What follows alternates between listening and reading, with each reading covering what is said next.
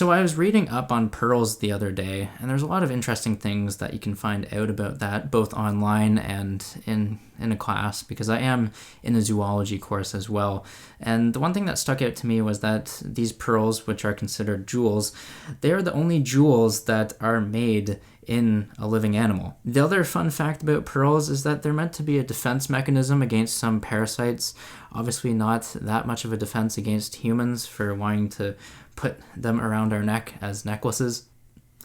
Hey there, welcome back to True North Reviews. My name is Ryan, and today we are reviewing the new album from Pearl Jam, Gigaton. This is the 11th studio album and first since 2013 from the Seattle rock band Pearl Jam, one of the only original grunge bands still together today. Back in their heyday, Pearl Jam were defining the sound of grunge and just that movement altogether alongside Nirvana and Soundgarden. Now, over the years, while Pearl Jam's contemporaries lost their lead members, Pearl Jam have somehow stayed relevant with alt-rock songs like Just Breathe and Amongst the Waves, two of the more pensive tracks in their discography and definitely on their 2009 album, Backspacer. Pearl Jam, they took some time off before releasing Lightning Bolt, which came out in 2013. I remember loving the singles on there, but I've never really returned to it as a full project. So yeah, that pretty much leaves me with the singles and early albums as the only kind of content I gravitate towards. Just, I don't know, that's what Pearl Jam, that's what they're known for. I don't deviate much from their formula. And of course, against my will, Pearl Jam, what do? They abandon their classic sound on this new album, Gigaton.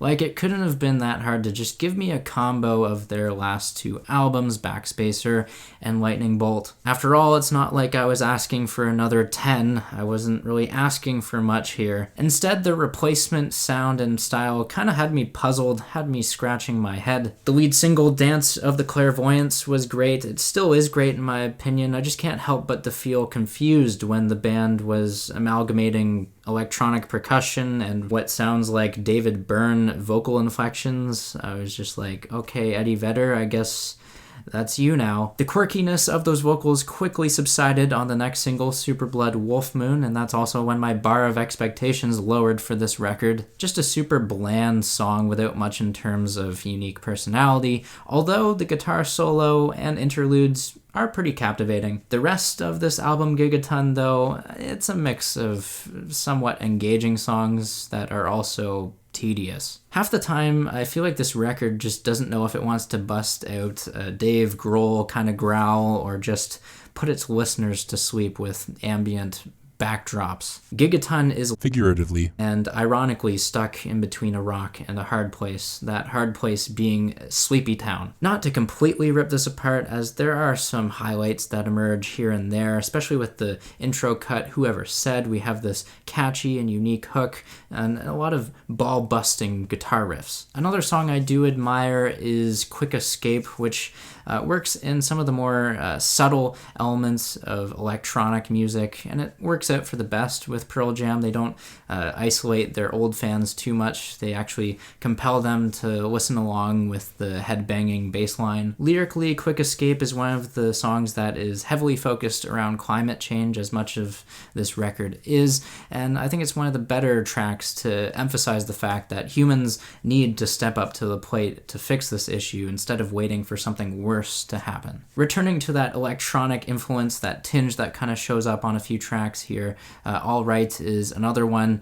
We have these synthesizers that are over top of the classic kind of Eddie Vedder vocal serenade. All Right is coincidentally actually better than All Right. It's one of the better tracks on here. It's definitely one of the better slow burns on this album, and I could find myself enjoying this in a contemplative setting, maybe for a late night study session. Then there is the song Come Then Goes, which I do love the rich and beautifully recorded acoustic guitar on this. I also appreciate the irregular strumming pattern with the accentuated offbeats. The guitar with Eddie's vocal runs are actually pretty good.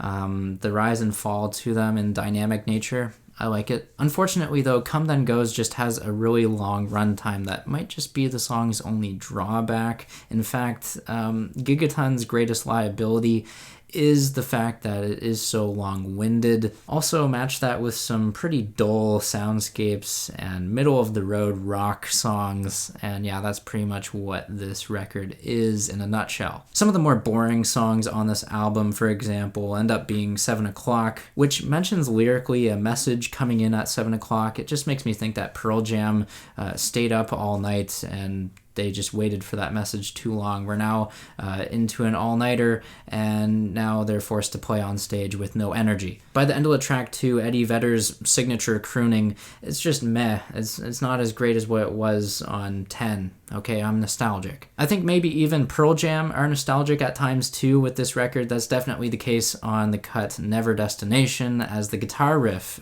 sounds all too familiar. When I'm listening to this, it just makes me feel like I'm waiting for Mike McCready to bust out a more memorable jam, such as on Lightning Bolt. Keeping the upbeat tempos going, Pearl Jam hit listeners with the cut Take the Long Way, which is honestly an indistinguishable double dip of the previous cut, Never Destination. I don't know why this had to be on the album other than just to pad the runtime. Unfortunately, even the virtuosic guitar and the irregular drum rhythms can't make up for this phoned-in performance. I guess to make up for so many negatives is just the fact that Take the Long Way bleeds nicely into the next track, Buckle Up. Closing out the record, though, we return to a couple slow brooding tracks with a dragging drone and pace to them. These songs are entitled Retrograde and River Cross. Again, a double dip or helping of the same song, essentially carbon copies of each other. River Cross especially just fizzles out as like this wannabe The End by the Doors. Definitely not as engaging with its energy and passion, though. It actually ends up being passionless. Much like the rest of this record, Gigaton, it lacks that conviction or energy, which is the opposite that Pearl Jam were attempting to do with this. By looking at the album artwork and title, I can only assume that it meant to be this forceful and hard rock album, heavy on the climate change issues as well. It just didn't connect with me as much as I would have liked. Don't get me wrong, I definitely agree and side with what Pearl Jam are believing and preaching on this record.